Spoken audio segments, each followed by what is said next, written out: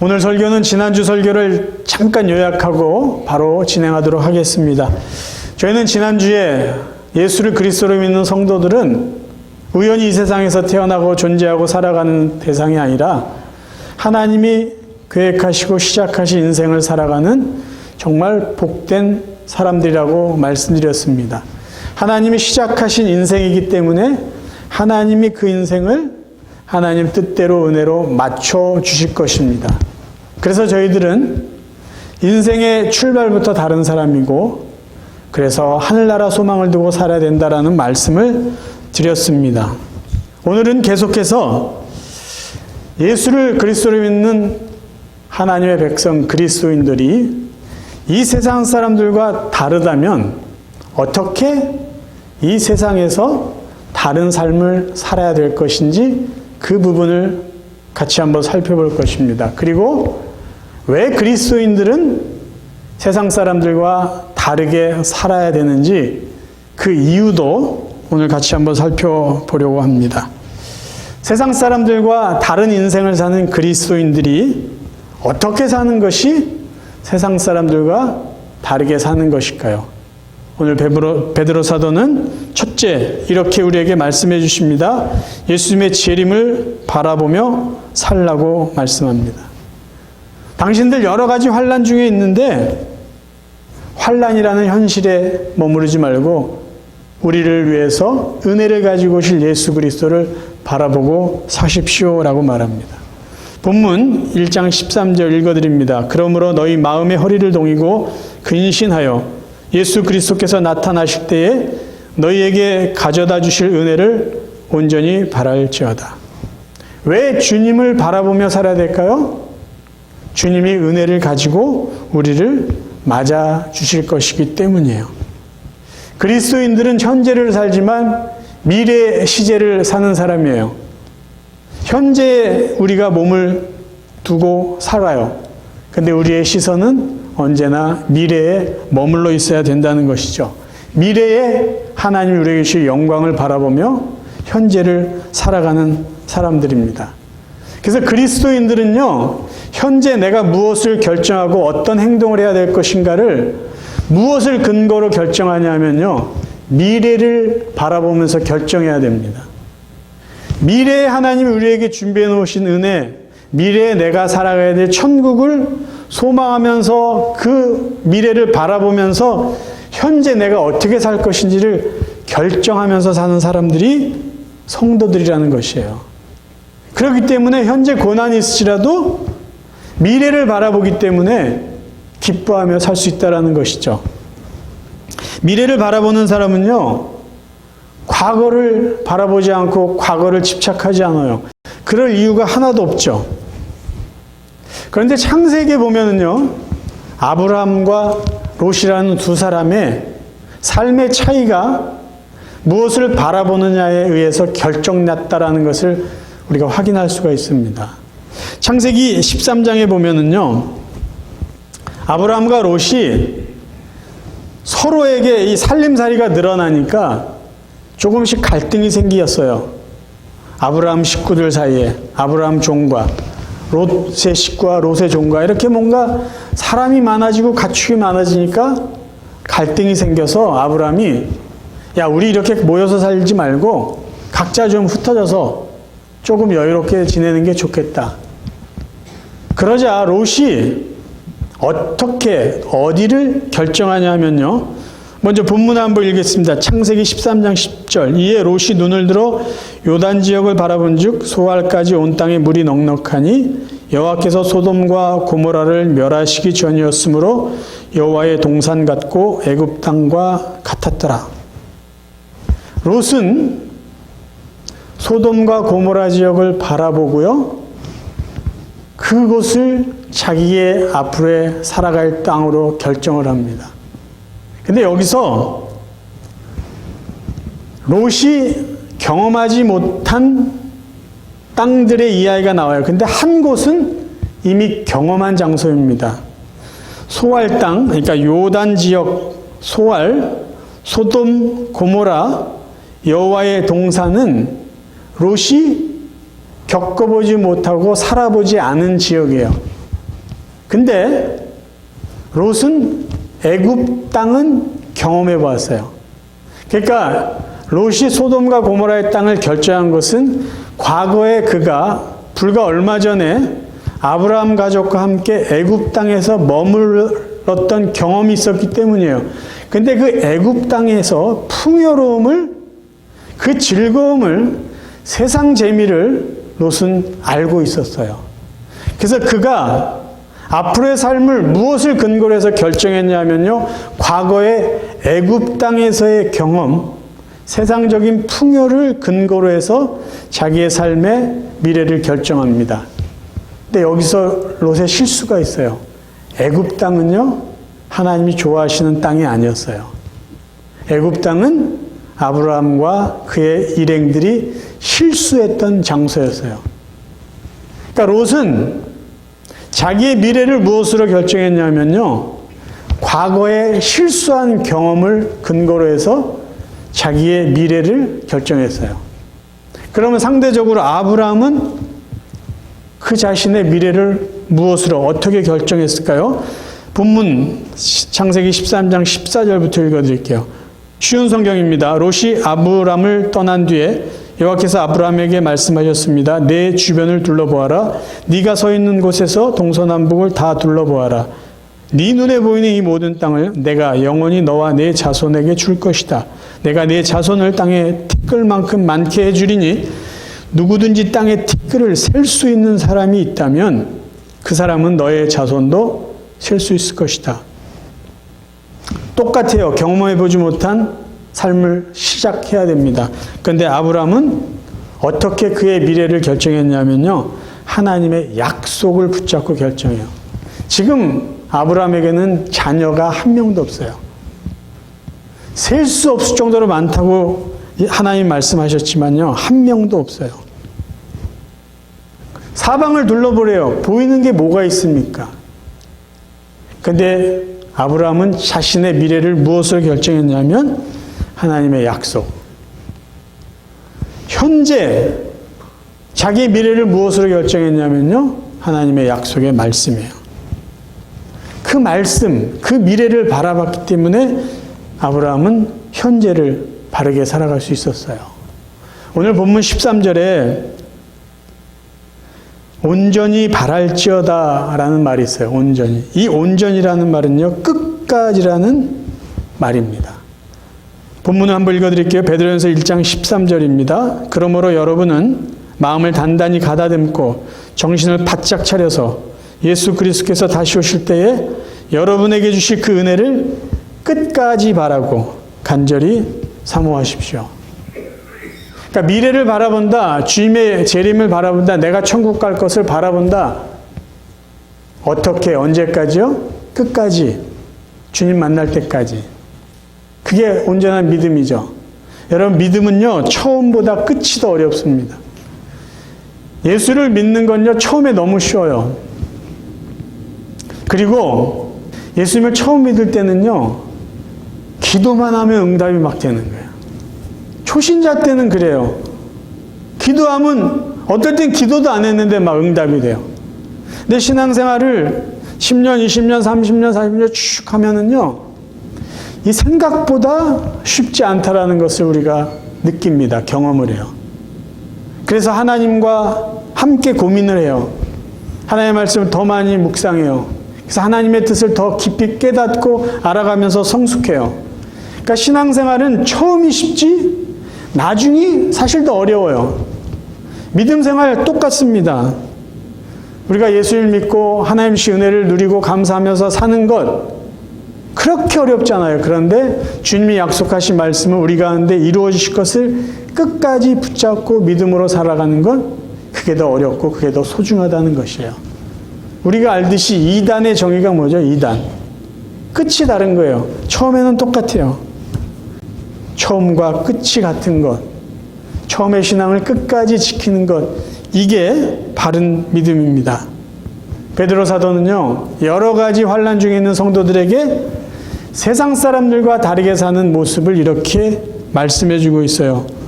미래에 은혜를 가지고 오실 그 주님을 바라보면서 끝까지 믿음으로 살라는 것입니다. 이게 출발부터 다른 인생을 사는 그리스도인들이 이 세상에서 다르게 살아가는 첫 번째 모습입니다. 두 번째는요, 거룩하게 사는 것입니다.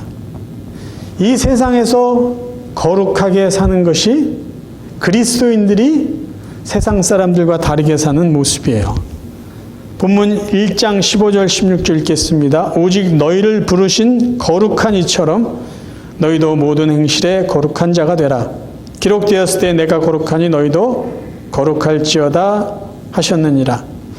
본문 중에 이 부분이요, 환난 중에 있는 성도들에게 위로가 되기보다는 부담스러운 말씀입니다. 아니, 그냥 사는 것도 힘든데 좀 내버려뒀으면 좋겠는데 거룩하게 살라고 지금 이야기하고 있는 것이에요. 여러분, 거룩이라는 말은요, 그 시대에 전혀 어울리지 않는 단어였습니다. 그 시대는 자기들이 만든 어떤 형상을 살아있는 신처럼 섬기고 그 우상에게 동물을 잡아 죽이는 제사를 드렸던 시대예요. 그런데 역사를 우리가 조금 살펴보면요, 그들이 자신들이 신이라고 생각하고 제물을 바쳤던 그 의식을 하는 동안에 반드시 같이 했었던 의식이 있어요. 그건 뭐냐면 남자와 여자가 그 제단 앞에서 성행위를 벌이는 거예요. 그래서 그 오랜 과거나 1세기의 이 시대에나 남자 창녀가 있었고 여자 창녀가 있었습니다. 왜 그들이 거기에 존재했을까요? 제사 드리러 온 사람과 함께 성행위를 하기 위해서요.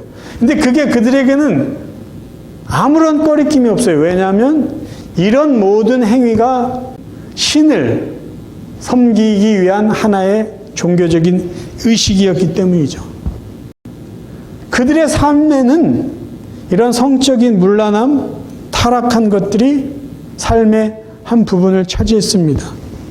그래서 거룩이라는 단어는요, 그 시대 사람들에게는요, 전혀 마음에 와닿지 않는 단어입니다. 요즘은 크게 다를까요? 그렇지 않습니다. 거룩이라는 것보다 거룩하지 않는 것이 더 일상적이고 더 자연스러운 문화가 요즘 우리가 살고 있는 문화예요. 경건, 거룩, 순결, 이런 단어가요, 요즘에는 잘 사용되지 않습니다. 아니, 시대가 그렇게 이미 바뀌었어요. 드라마를 봐도 우리들이 느낄 수 있을 거예요. 과거나 현재, 창세기 그때나 1세기의 이런 헬라 문화권이나 오늘날이나 별로 크게 차이가 없다라는 것이죠. 그런데 왜 성경은, 하나님의 말씀은 그리스도인들에게 거룩하게 살라고 말하고 있을까요? 그것이 세상 사람들과 다르게 이 세상에 존재하고 살아가는 그리스도인들이 살아가야 될 다른 삶의 모습이기 때문이에요. 거룩하게 사십시오. 왜? 당신들은 인생의 출발이 다르고 인생의 끝이 다를 사람이니까 이 세상에 살아가는 그 시간도 다르게 살아야 됩니다. 라고 말하고 있는 것이에요. 본문의 헬라어의 의미를 한번 살펴보겠습니다. 여기 거룩한이란 이 단어, 형용사는요, 이 원어 성경 주석을 참고해 봤더니요, 이렇게 설명해 주고 있어요. 이 단어는 분리나 구별이라는 개념이 강하다. 구약에서 거룩한 것들은 도덕적 순결보다는 속된 것으로부터 분리를 의미한다. 구별되었다라는 것이에요. 속된 것하고 다르다라는 의미예요. 워런 위어스비라는 이 미국 목사님은요, 그의 책에서 아주 심플하게 한 문장으로 이 단어를 정해 줬어요. 본문에서 거룩함이라는 번역된 단어의 어원적 의미는 다르다는 뜻이다. 그러니까 베드로가 여러분들 거룩하게 사십시오, 이 말을요, 좀 쉽게 풀이하면 여러분 세상 사람들과 다르게 사십시오, 그 말이에요. 성경은 하나님이 죄인을 구원해 주신 것을 부르심이라고 표현합니다. 부르심, 불러주셨다. 자녀로 불러주시고 뭐 하나님의 일꾼으로 불러주시고. 그런데요, 로마서에 보면은 하나님은 죄인들을 성도로 불러주셨다고 바울이 말해주고 있어요. 로마서 1장 7절, 로마에서 하나님의 사랑을 받고 성도로 부르심을 받은 모든 자에게. 성도는 무슨 의미일까요? 거룩한 무리예요. 거룩한 사람들이라는 거예요. 그러면 우리가 거룩해서 하나님이 우리를 성도라고 불러주셨을까요? 아니죠. 하나님이 우리를 부르실 때는요, 우리는 죄인이었어요. 여전히 더러운 죄인이었어요. 근데 왜 그 죄인을 성도라고 불러주셨을까요? 거룩하기 때문이 아니라 거룩하게 살라고, 그런 사람이 되어라라고 성도로 불러주셨습니다.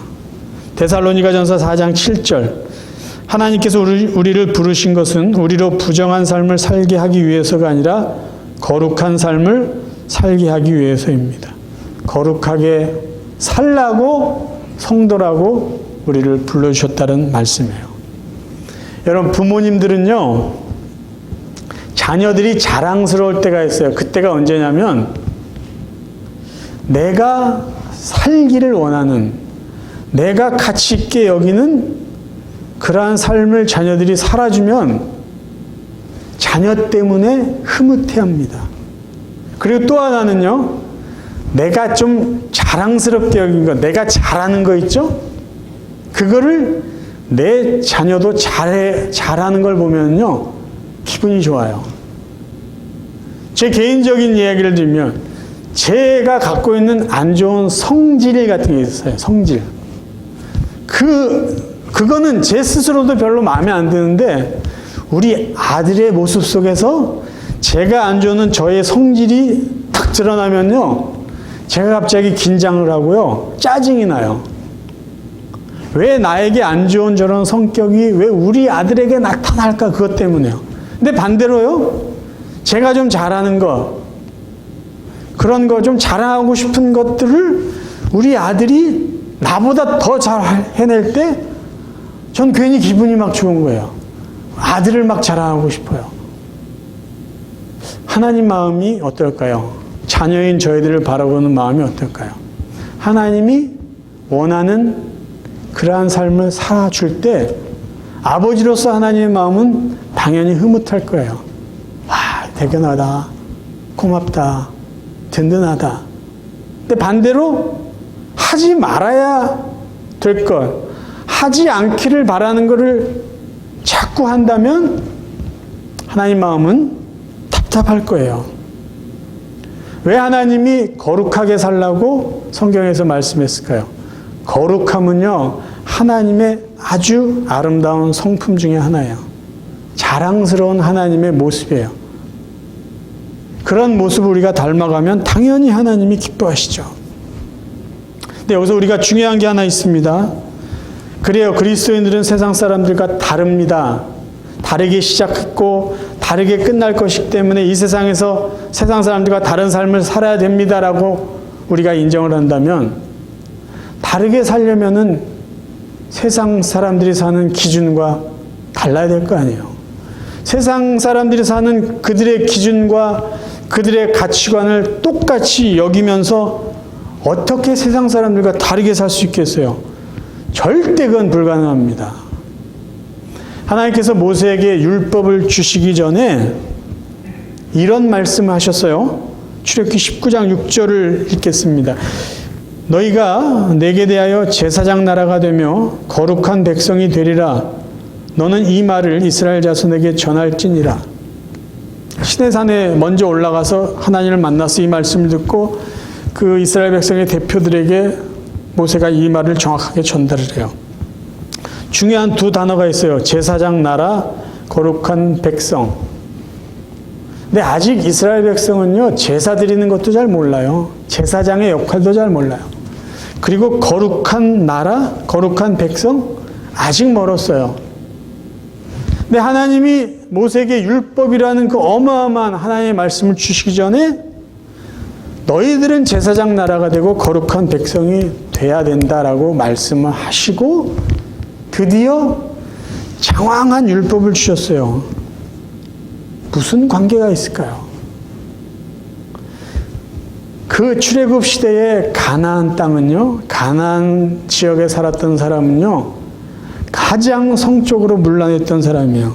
우상 숭배가 극심했던 곳이에요. 그래서 하나님께서 레위기에서 순결에 대한 말씀을 하신 것은 어느 사람들을 비해서 말씀하신 거냐면요, 지금 근친상간을 하고 있는 가나안 사람, 동물들하고 그 부끄러운 짓을 하는 그 사람들을 향해서 그 사람처럼 살면 안 된다, 정결하게 살아야 된다, 거룩하게 살아야 된다라고 말씀하셨어요. 하나님요, 이스라엘 백성들을 가나안이라는 타락하고 음란한 죄가 가득한 그 땅으로 보내셔서 거룩한 나라를 만들기 원하셨어요. 순결한 나라, 제사장 나라를 만드시려고 했어요. 그러기 위해서 어떻게 사는 것이 제사장 나라가 되고 거룩한 백성이 되는지를 구체적으로 알려주신 것이 바로 율법이라는 것이에요. 가나안 지역은요, 선과 악의 기준이 하나도 없었어요. 거룩하고 불결한 것의 기준이 하나도 없었던 곳이에요. 지금 이 시대에 사는 이 오늘날도 제가 봤을 때 다르지 않다고 봐요. 오늘날은요, 선과 악의 기준이요, 시대마다 바뀝니다. 정권이 바뀌면 바뀌어요. 얼마 전에 이게 선이라고 들은 것 같은데 한 시대가 바뀌면 이게 악이 돼버렸어요. 어느새 권력 따라, 돈 따라, 여론 따라 선과 악이 바뀌는 이 시대에 우리는 살고 있어요.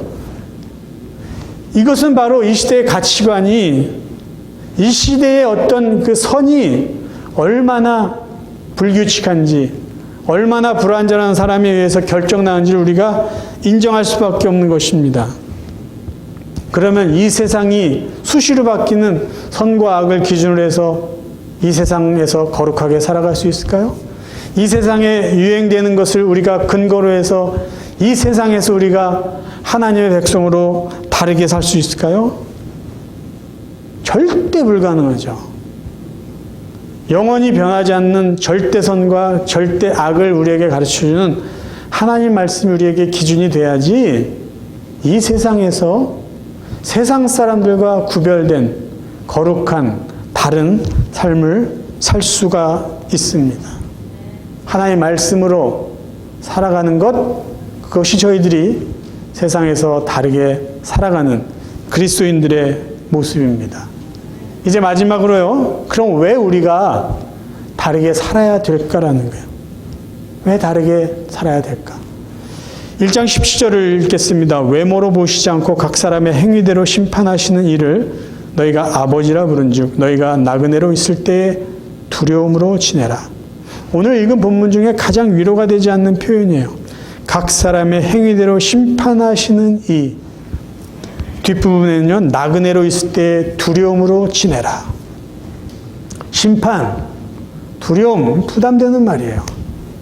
근데 정리하고 넘어갈 필요가 있어요. 여기서 말하는 행위에 대한 심판은요, 지옥과 천국의 그런 심판이 아니라 행위, 우리가 얼만큼 하나님의 뜻대로 살았는지를 보시고 상급에 대한 심판을 하시겠다는 말씀이에요. 우리가 처음 읽었을 때처럼 주님이 재림하실 때 우리에게 은혜를 가지고 오신다. 그 은혜는 이 땅에서 우리가 얼마나 세상 사람들과 다르게 살았는지 하나님이 정확하게 판단하셔서 거기에 맞는 상을 주시겠다라는 말씀이에요. 성경에 나타난 하나님은요, 한쪽으로 보면 불공평하신 하나님이요, 그리고 다른 한쪽으로 보면 공평하신 하나님입니다. 이것을요, 성경적인 언어로 표현하면요, 공의의 하나님, 사랑의 하나님이에요. 하나님이 죄인들을 사랑해 주실 때, 죄인들에게 은혜를 주실 때는요, 너무나 불공평하십니다. 너무나 불공평하세요. 잘난 사람, 못난 사람 구별하지 않으세요. 죄를 조금 진 사람, 아주 많이 진 사람 구별하지 않으세요. 아주 나쁜 사람, 선한 사람 구별하지 않으세요. 많이 배운 사람, 적게 배운 사람, 돈 많은 사람, 돈 없는 사람, 남자, 여자, 동양 사람, 서양 사람들 그 누구도 하나님은 구별하시도 차별하시도 않고 모두에게 불공평하게 은혜를 주세요. 아무리 선하게 살았도 아무리 악하게 사는 강도도 하나님의 은혜는 불공평할 정도로 한없이 주세요. 그게 구원의 은혜예요. 근데 하나님은 공평하신 분이에요. 어떤 면에서 공평하시냐? 하나님의 백성들이 이 땅에서 어떤 삶을 살았는지를 공평하게 판단하세요. 그래서 하나님이 기뻐하시는 많이 한 성도들에게는 더 많은 상을 주시고 하나님이 기뻐하시는 삶을 살지 않은 사람들에게는 상을 주시지 않는다는 거예요.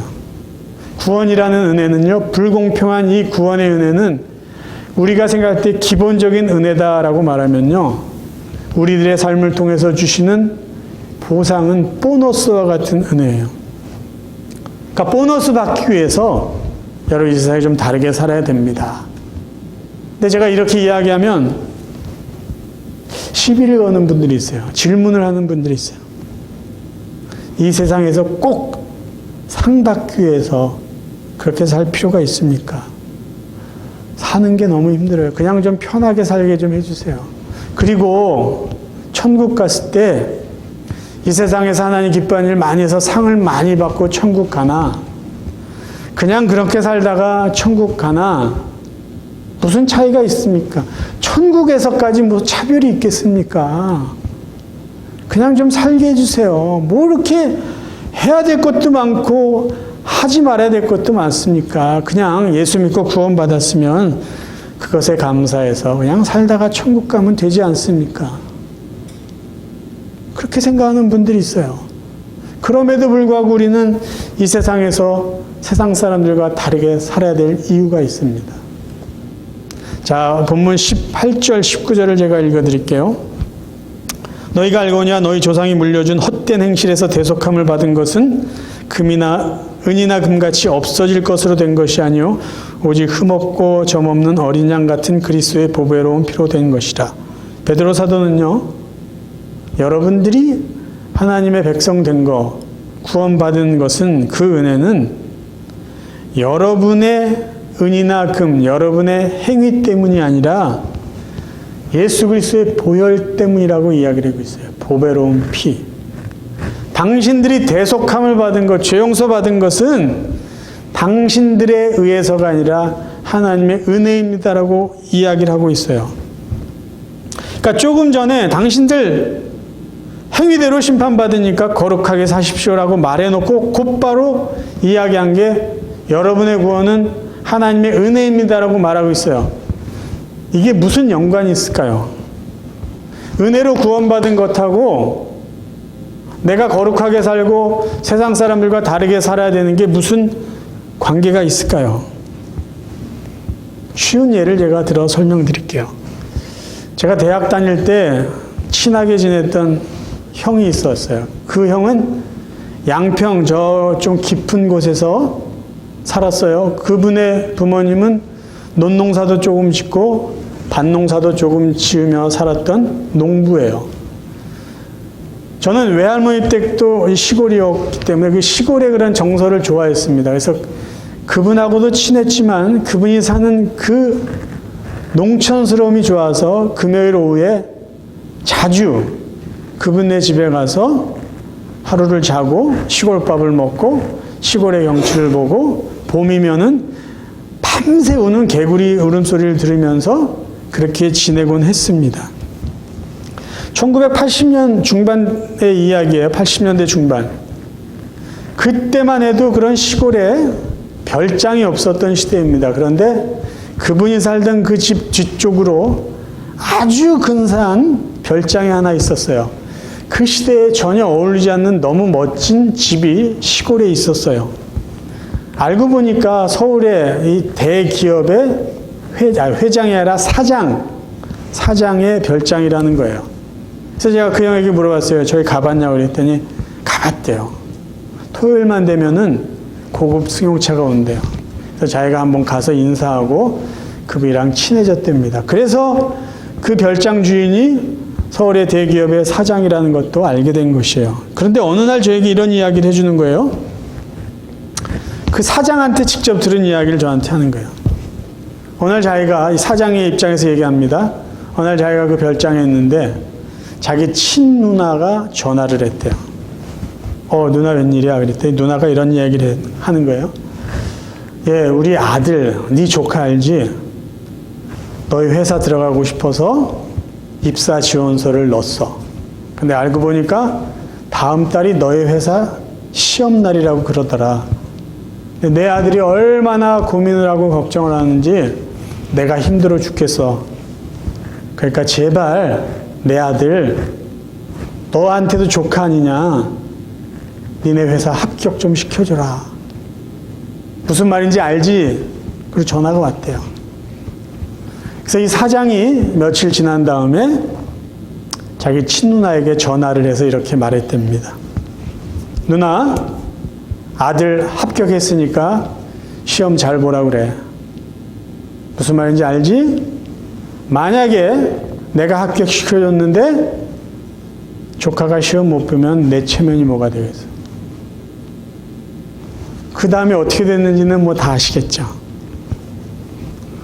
왜 성도들이 이 땅에서 하나님이 원하시는 삶을 살아야 될까요? 구원받기 위해서가 아니에요. 이미 구원받았기 때문이에요. 이미 하나님의 은혜를 우리가 누리고 있기 때문이에요. 이미 우리는 합격했어요. 근데 시험을 잘 봐야 돼요. 그 이유는 자기 삼촌인 사장의 체면 때문이에요. 우리가 이 땅에서 구원받은 백성으로 세상과 다른 삶을 살아가는 성도로서 이 세상 사람들과 다르게 거룩하게 살아야 되는 이유는 우리에게 구원의 은혜를 주신 그 하나님의 체면, 하나님의 은혜에 보답하기 위해서예요. 그게 우리가 은혜 받은 자로서 살아야 될 최소한의 예의라는 것이에요. 저는 이 말씀을 준비하면서 갑자기 이런 생각이 들었어요. 지금 베드로 사도가 편지를 보내서 그 편지를 읽는 그 시대의 그리스도인들만 힘들게 살았을까라는 거죠. 예수를 믿는 것 때문에 믿지 않는 사람보다 다른 어려움과 고난을 당했을 것이에요. 그렇지만 예수 안 믿는 또 다른 그 사람들에게는 전혀 인생의 고통이 없었을까요? 아니다라는 생각이 들었어요. 왜냐하면 모든 인간들에게는 그들만 짊어지고 가야 될 인생의 십자가들이 있잖아요. 그게 육신의 질병이든 마음의 고통이든 모든 인간들은 다 고난이 있어요. 그러면 그리스도인들만 고난이 있는 게 아니라 예수를 믿지 않는 세상 사람들에게도 고난이 있었다면은 오히려 이 그리스도인들은요, 예수님이 주신 은혜와 그들이 붙잡고 믿고 있는 이 소망 때문에 세상 사람들보다 더 가볍게 기쁘게 이 고난의 여정을 살아갈 수 있었을 것이다라는 거죠. 세상 사람들에게는 천국의 소망이 없잖아요. 하나님의 은혜가 무엇인지 그들은 모르잖아요. 지금 이 시대에 고난 중에 살아가고 있는 저희들, 그럼에도 불구하고 우리가 세상 사람들과 다르게 살아가야 될 이유는 충분히 있다라는 것이죠. 우리에게는 미래의 소망이 있어요. 천국의 소망이 있어요. 그때 주님 만날 때 주님이 우리에게 주신 상이 있다, 은혜가 있다는 것도 우리가 믿고 있어요. 출발부터 다른 인생을 살아가는 저와 여러분, 우리 인생의 끝도 하나님이 책임져 주실 것이기 때문에 세상 사람들과 분명히 다를 인생의 마지막을 살 저와 여러분, 지금 이 땅에 살아가는 우리의 인생은 얼만큼 어떻게 달라야 될까요? 하나님의 말씀 붙잡고 거룩하게 세상 사람들과 다르게 살아가야 됩니다. 살아가는 우리의 모습 속에는 천국을 바라보시며 우리에게 이미 베풀어 주신 하나님의 그 은혜에 보답하고 감사하고 하나님의 체면을 높여드리면서 이 남은 믿음의 삶을 살아갈 수 있기를 주님의 이름으로 축원합니다.